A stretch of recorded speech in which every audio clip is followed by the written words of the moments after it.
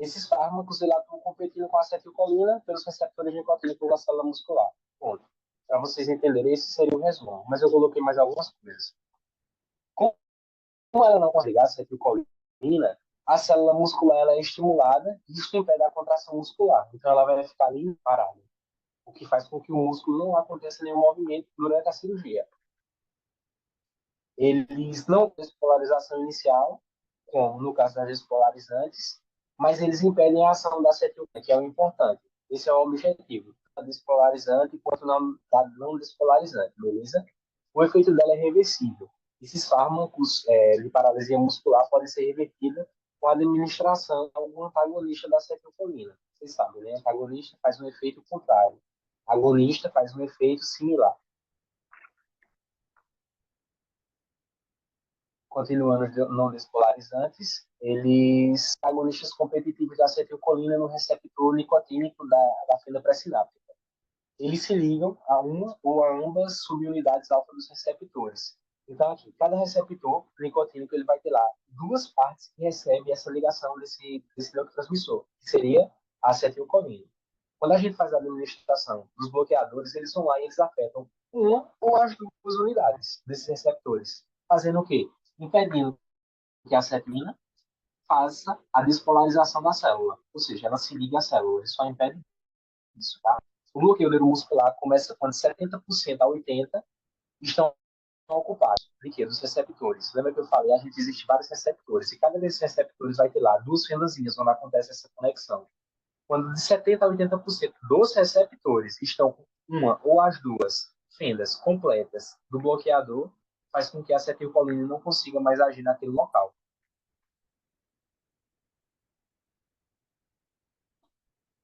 Pessoal, tá dando para entender até aqui?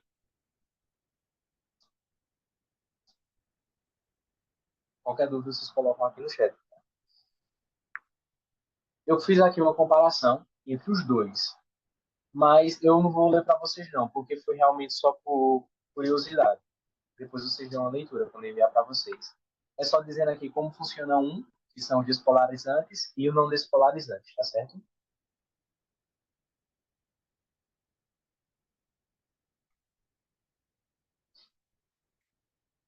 Pronto. Isso aqui a professora falou em aula. Eu não acho que ela vai cobrar na prova, mas eu coloquei no slide. Mesmo assim, eu vou ler para vocês.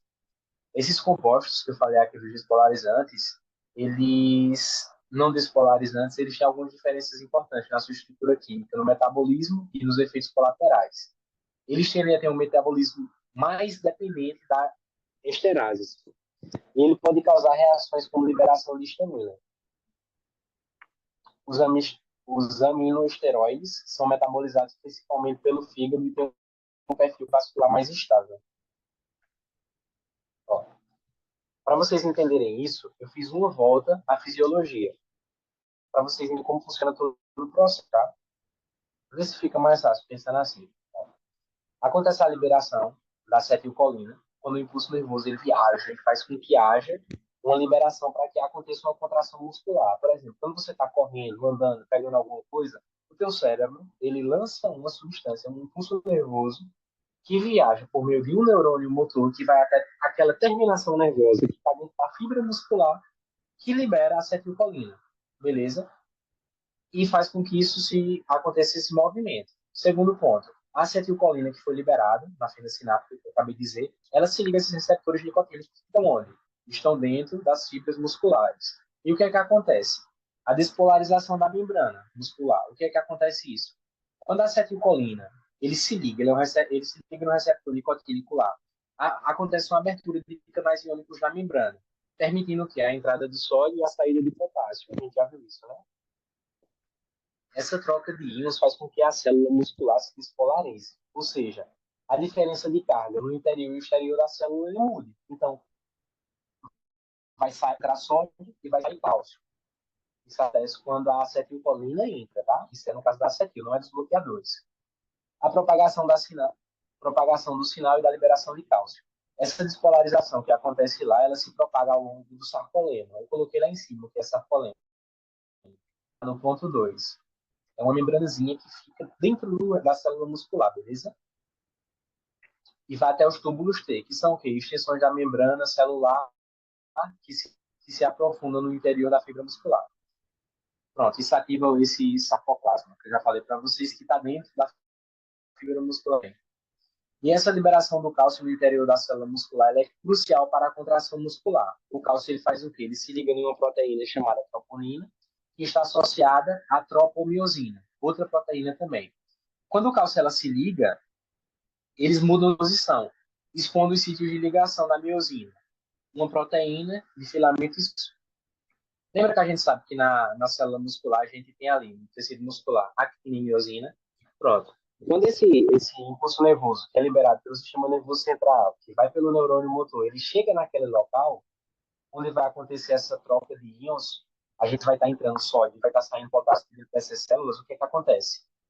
Ele libera o cálcio para que aconteça essa contração ali entre a miosina e a actina. Ela entra como se fosse entrelaçando os dedos. Coloquem as mãos aí, uma na frente da outra, uma do lado da outra, na frente do corpo, tá? E elas aproximam e se afastam. Isso é o que acontece no processo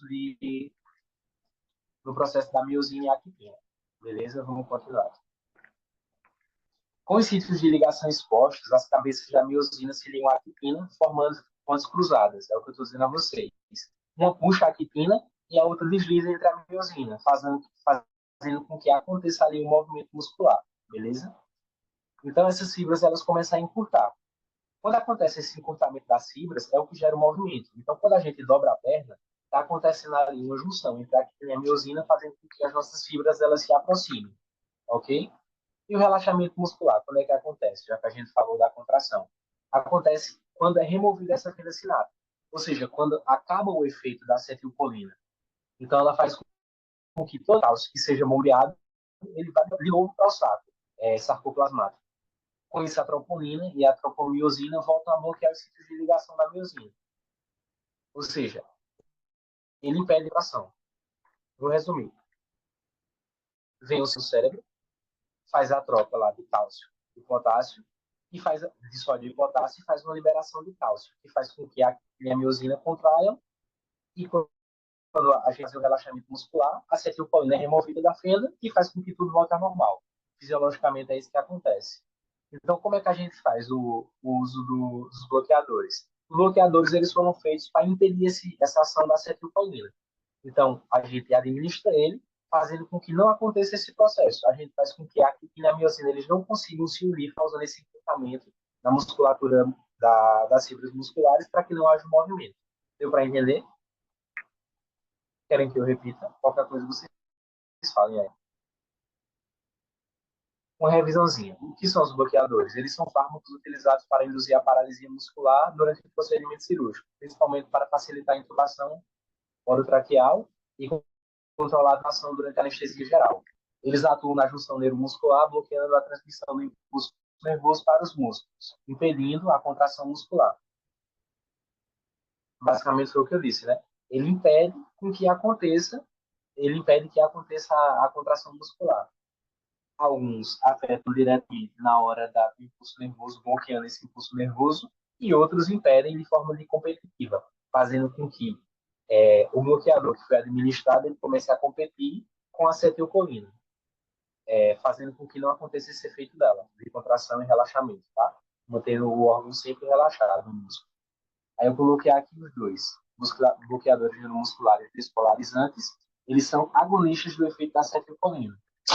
Ou seja, eles vão lá e fazem uma coisa que ela, sem que ela perceba que está tendo uma substância diferente ali. Já os não despolarizantes, eles são competitivos, então eles competem. Ela sabe que tem alguém ali, mas eles são mais rápidos do que ela e fazem com que não aconteça essa contração muscular. Pessoal, sobre isso daqui, sobre esse tema já acabou, tá? Sobre os bloqueadores. Pelo que ela me passou, foi isso. Vocês querem que eu fale mais uma coisa daqui, que eu tire alguma dúvida? É só deixar no chat ou então abrir o microfone. Ou eu posso ir para o próximo slide.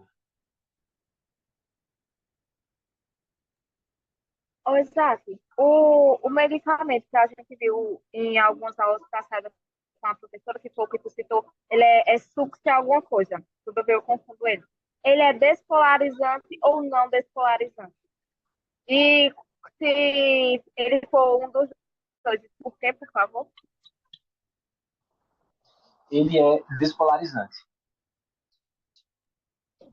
Porque eu tava nessa dúvida, porque para mim ele era não despolarizante. Por que ele não inibe competitivamente? Isso. E o Ó, não despolarizante inibe competitivamente. E o despolarizante causa uma despolarização contínua. Então, por que ele é despolarizante e não despolarizante? quem disse que ele faz essa briga aí que tu falou entre ele com acetilcolina? Ó, ele é dos Porque despolarizantes. Eu coloquei ele aqui. foi Vê. uma atividade que a gente teve.